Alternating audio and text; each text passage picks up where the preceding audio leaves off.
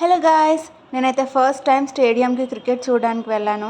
నేను మా హస్బెండ్ ఇద్దరం వెళ్తుంటే ఎక్కడ చూసినా ఎస్ఆర్హెచ్ ఫ్యాన్సే.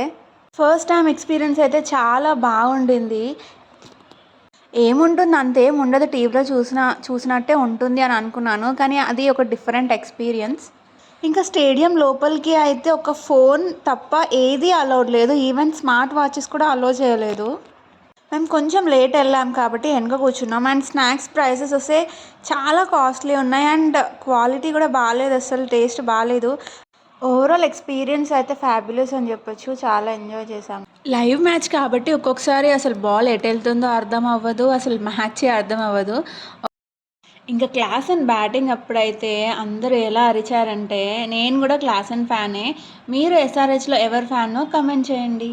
బాయ్.